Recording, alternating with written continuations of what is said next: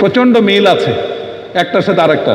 প্রথম হচ্ছে ইসরায়েল, দ্বিতীয় সিঙ্গাপুর, তৃতীয় হলো বাংলাদেশ। এটা ব্যাখ্যা করার দরকার আছে কেন এক। ইসরায়েল সমস্ত প্রতিবেশী দেশ হচ্ছে মুসলিম কান্ট্রি, সিঙ্গাপুরের সমস্ত প্রতিবেশী দেশ মুসলিম কান্ট্রি, বাংলাদেশের সকল প্রতিবেশী দেশ নন মুসলিম কান্ট্রি।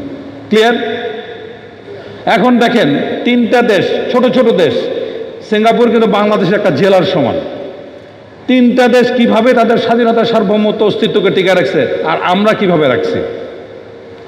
ইসরায়েল একটা ছোট দেশ, চিন্তা করতে পারছেন কিভাবে মানে ইউএসএ সহ বড় বড় দেশের সাহায্য নিয়ে কিভাবে এটাকে কাজ করছে, অস্তিত্ব।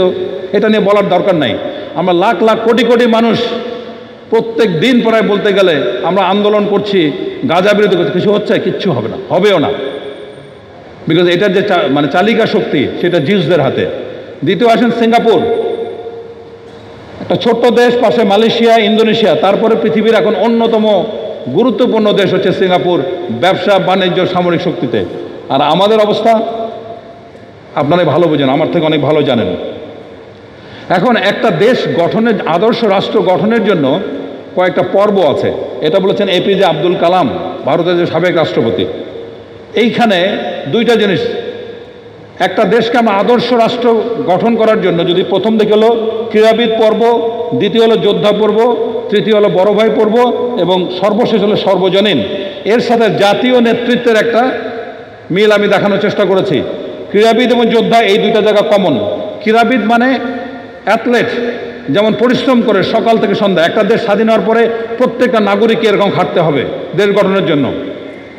দ্বিতীয় হলো যোদ্ধা পর্ব, সৈনিকরা যেটা করে, কখনো রেস্ট করে, কখনো দৌড়ায়, কখনো ব্যানার ফাইট করে, কখনো ঘুমায় থাকে, তাই না? মানে বুঝে শুনে খাটাখাটনি করে। তৃতীয় পর্ব হচ্ছে বড় ভাই পর্ব, আমার প্রতিবেশী, তার কি অসুবিধা, কে খাইলো, কার কাপড় নাই, কার স্কুলে পড়ার, বাচ্চাকে স্কুলে পাঠানোর সামর্থ্য নেই, এই প্রতিবেশী নিয়ে চিন্তা করা হচ্ছে তৃতীয় পর্ব। এবং চতুর্থ পর্ব হচ্ছে সার্বজনীন, বিশ্ব মানবতা, আন্তর্জাতিক আইন। একইভাবে For more updates, follow us on Facebook, subscribe our YouTube channel, get the latest update on www.daily-sun.com.